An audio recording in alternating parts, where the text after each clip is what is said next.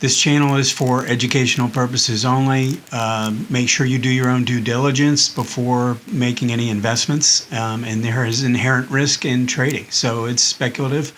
Just make sure you keep that in mind. Hi, this is Joe. We're going to talk about the market today, but I'm going to do things a little bit different. I am going to look at the S&P and the Qs, but also want to look at a number of other things, including a number of individual stocks, just to kind of show you what's actually taking place, because I don't think you can see it by just looking at the indexes. And, I think actually the indexes are somewhat masking what's actually taking place. So let's go ahead and get into the S&P to start. And just to give you a quick update, the sentiment numbers, the percent of bulls more than bears. So taking the bulls minus the bears is at 43%. It moved up from 42 to 43. Not a real big change. And then the volatility, especially on the S&P, really is not changing very much. I mentioned that last week, how important that is.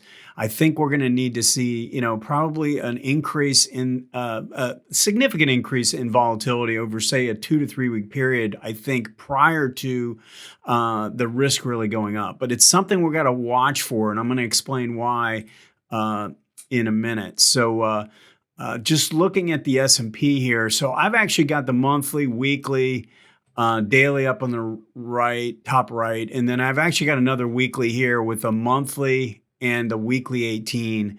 I just wanted to show this look because it's going to be important when we start to look at some individual stocks. So, just starting out, again, the monthly chart had a pretty good finish to the month, but it didn't close right at the high and it didn't follow through right away. So it never really got that stretched away from the 4MA, as I mentioned last week. So, there's a little bit of pullback risk probably, but not to the degree that I thought there might be if it finished strong and then had some early month follow through. We're actually kind of pausing here when you look at the weekly chart, just kind of pacing higher in a short-term overbought condition, which would be really nice to see this sort of pull back a little bit closer to this 18-week line. But really not any real significant movement over the last week or two. The ADX on the daily chart for the S&P looks okay, and it's still above a rising 18, which is above a rising 40. It looks like the 18 is starting to lose a little slope. I mean, I think it would be healthy if we could pull back in here. But based on what's taking place, the rotation that's developing, it's very possible the S&P right now you're not going to see the big drop right now. So let's go ahead and move on to the QQQ, because I do have a lot of individual things I want to look at. So last week I mentioned how the Qs had rallied back up to the high, but they didn't look like they wanted to break out. They looked like they want to pull back a little bit. That's basically what's taken place. And we've pulled back to the 18-week line and got pretty close to it, actually. This breakout area is around 325. It got to 326. I mean, that's pretty close. So we'll just have to see what kind of reaction we get here. It's interesting because, again, if you start to look under the hood and you start to look at the individual stocks, the biggest holdings in the QQQ are really holding up okay. The stocks like in the FANGs, the Microsofts, Apple, stuff like that. I mean, we're getting hit a little bit in stuff like Adobe and Amazon, but not to the degree that we're seeing in some of the next tier down. So, when I look at this QQQ, again, I don't like the fact that this went all the way back up and tested the high, and this is making a significantly lower high. And if we look at MACD, it never really crossed over its signal line either. So, we have somewhat of a divergent play here, and ADX is not bouncing off this 25 level. So it would just make sense if we spent a little bit more time consolidating. We probably want to see how it reacts to 325, since that happens to be the 18-week line. But just overall, this is not really where the strength in the market is coming from right now. I want to bring up something that I think is sort of interesting, which is this QQQJ. This is the next generation QQQ essentially, so, sort of like the second tier Q. And, if you notice what's taken place, you had this up move, and then notice how we had this pretty strong decline. And then, like I described on Tuesday's video with BILL, although this did get disconnected here, really this has just been laying on the moving average. Price is not really getting disconnected here. It was more like a rally that really didn't show a lot of strength. And so now we're seeing the result of this to the downside. And, I think that is somewhat concerning because, again, these are this next generation. I'm going to show you a few of the stocks that are the big holdings in this. But, if we go back and look at BIL, remember this, we were talking about on Tuesday how it couldn't really lift off this moving average line. Now, sometimes you come down to the 40 and bounce up to the 18, but other times you just lay on the 18 like this and it just weighs on it. It's like water building on a dam. And that's exactly what's taking place here. Now, let's go ahead and look at a few stocks. And I actually want to point out a few things that I think are kind of important. So CrowdStrike, CRWD, is actually one of the biggest holdings in this QQQJ. And like I described, where the MACD is going in the opposite direction. If you see this, price was moving up pretty nicely for 3 or 4 weeks, but MACD was going in the opposite direction. This is an underpinch where it stays below the signal line, even though it's pinching to the upside, it's sort of pitching underneath. And when that happens on a rally back to the 18, that's a pretty dangerous position, especially after you've had a big drop to the downside. So there's a lot of selling taking place in a stock like this. And I want to point this out. Look at the weekly and the monthly. So if I were to take this line here, and this is the 18-month line, and just kind of extend it out and say, okay, back in here, these two lines were basically together. And this is the area or even the first pullback after you make a strong move out of this zone where the two lines are basically together.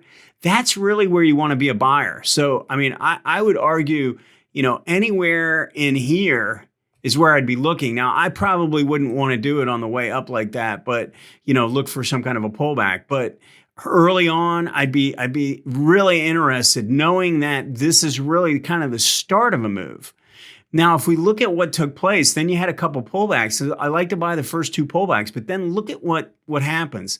Price or the 18 MA on the weekly gets really far from the 18-month line, and then the price gets really stretched away from the 18-week. And so we've got this situation where we've created this separation. This is where we get dangerous. This is what I was trying to describe that could take place in the S&P if we kept going up.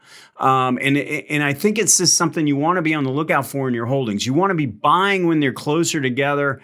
And when they start to separate like this is where you want to be more like exiting or reducing the position. And so if we start to look at a few of these, so look at Roku, and we can see the same thing. So this is where I was recommending this stock. 135, 140 was showing up on some of our reports. Even in the 150, 160 zone, I still think it's relatively early. But then as it gets stretched away and it starts to make a move and just jets away in the 18-week, it's really far from the 18-month. And then price gets really far from the 18-week. This is the danger zone.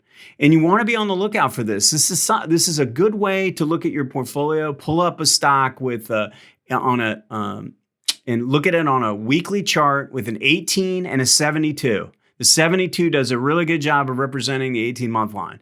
And just look for where you're getting this massive separation. And also look for where the lines are coming together and then starting to turn to the upside. This is the zone you want to be a buyer. And this is the zone you want to be, at a minimum, reducing the position, if not selling the whole thing. Look at something like Zscaler. This has really been hit this week. This stock is down 10, 11% for the week. So again, look at where things got started. And then you had kind of a breakout move here. And then you kind of had your real legitimate pullback to the 18, which takes this up. This gets stretched away from the 18 and the 18 gets stretched away from the 18 months. So again, danger zone, and you want to be kind of cutting things back. TTD, same idea. We want to buy when they're closer together. I mean, this is the ideal area. If we go back in time, look at where this was coiling, and then we get an emerging move outside when these two lines are close together.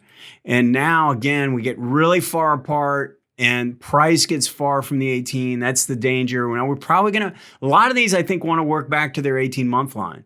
So what's taken place is we're seeing a lot of stocks that were really good winners, big, strong winners, and they're more on the aggressive end of the spectrum. They're the risk-on trade, and people are coming out of these.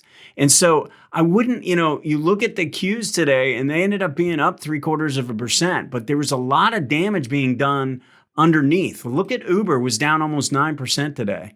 And again, we get these lines really too far apart and you have a lot of risk. So you got to be really careful with stuff like this. Look at Twilio, down almost 10% just today alone. Same pattern where we make a big run to the upside. And then actually, just to look at this, very similar to the BILL I mentioned, where you basically came down. In this case, it was a 40 to 18 bounce, but you rally up to the 18 and fail. And look at what the MACD is doing. It's going in the opposite direction. Price is going up and MACD is going in the opposite direction, and you're getting a little underpinch. And ADX can't rally. Even though we had a 4 to 5 week rally to the upside, ADX is dropping. That's a sign that you don't want to be looking to play this. And in fact, you might even want to be selling the rally. So this is a big 40 to 18 bounce. If we look at PINS, this was a little bit different in the way they played out, but look at the way the MACD, you see this rally up, how it was below a declining signal line, and that was taking place when price was going to test the high. These are the kinds of relationships you want to be on the lookout for, especially when ADX is dropping like this. So we've had all of these stocks that really have been going through. I mean, they got way overdone to the upside, and now they're kind of working off that overbought condition and correcting to the downside. Now, let's look at where the money is going, because this money, obviously, the S&P is not far from its highs. It's not like everybody's selling. They're taking money from one area and adding it and putting it back into another. And look at a stock like Dow Chemical. So I don't know if you saw my Daily 5 this week. I was on Stock Charts TV this week, and I did a Your Daily 5, and I did the chemicals. Dow Chemical, DuPont, LYB, NTR were some of the ones that I had highlighted. And if you notice, while these other stocks are getting crushed, something like Dow Chemical is actually moving higher off of its 18. And if you notice, this is actually a lot earlier. Now, these are getting separated, but it's a lot earlier in the play, and you haven't gotten to the point where this is really stretched away. And I don't even think the 18 is that stretched away from the 18-month yet.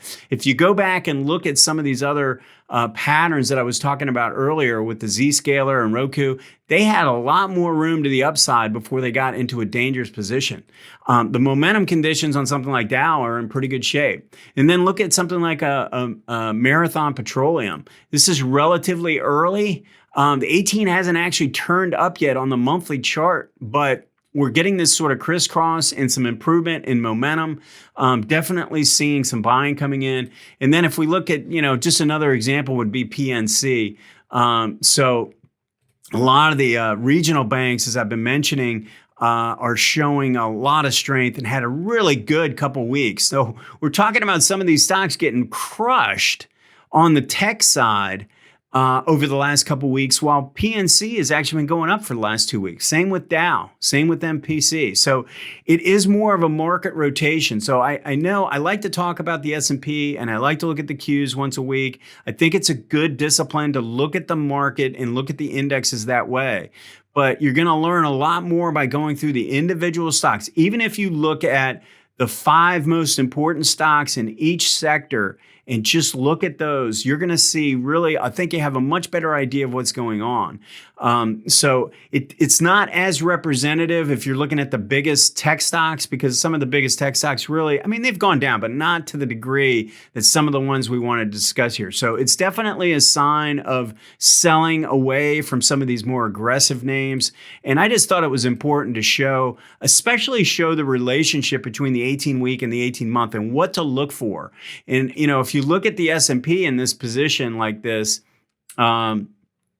you're moving up and this is getting stretched away. What we're looking for, as I mentioned, if this gets really far away from the 18-week, then we kind of have that dangerous position where I think there's a lot more risk here. If we can pull back from here, then it's still sort of business as usual above, as long as we stay above the 18-week. Now, I mean, if we get a breakdown and we get this 18 to roll over and there's room between these two 18s, that's risk. That's where risk comes in. So right now, we don't have either one of those positions in place. We're not stretched away, and we haven't turned this 18-week down. So until one of those two things takes place, I think you have to assume that it's sort of business as usual, and you got to go underneath the hood.